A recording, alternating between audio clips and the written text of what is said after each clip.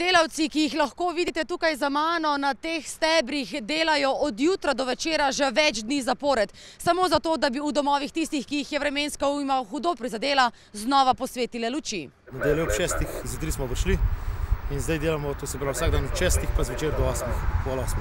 Zdaj hitimo po dolini iz Pivke do Postojne, da bomo probali do danes za silo vzpostaviti Postojno, da bojo dobili še drugače elektriko, kakor po agregatih. Ves čas so jih spremljale številne težave, najprej žled in sneg. Prejšnje dneve, ko je še led bil po drevesih, ko smo en del vzpostavili, da je lahko preklopil, je vse skupaj padlo. Zdaj delo otežuje voda. Ker je teren neprehoden.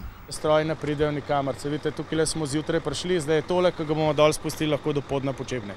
In potem se mora cela ekipa prijeti, da zvlečemo ven tovornjake. Na pomoč so nam priskočili tudi Hrvati, več kot 100 delavcev. Elektra Zagreb nam pomaga pri odpravljanju posledic, ki jih je povzročila vremenska ujma in tako prizadela številne slovenske kraje. Kod nas su padali daleko, pa znate sami kako je kući ako nemate struje 1 uru, a kamoli ako nemate već koliko ovdje, 10 dana, jel? Zaista mogu misliti kako je tim ljudima, jel? Blato, veter, dež, pogoji so težki. To je pa normalno, pa umazani pa mokri. Pač obleke pa čevlji se ne sušijo. Ob tem pa en sam premor za okrepčilo. Marjen da je kratko, da se što prije usposobi da imate napon, jel? Kljub hudim naporom in utrujenosti fantje ostajajo dobro razpoloženi. Jeste li umorni? Ne, tek smo počeli startati. Mi smo voljni za posao, bože moj.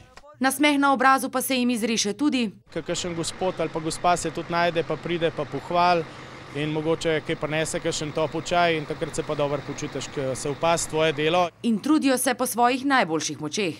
Delamo, kolikor se da, hiter, ampak spet pa ne iz glavo čez zid, da ne pride do nevarnosti. Že ena manjša napaka je lahko usodna.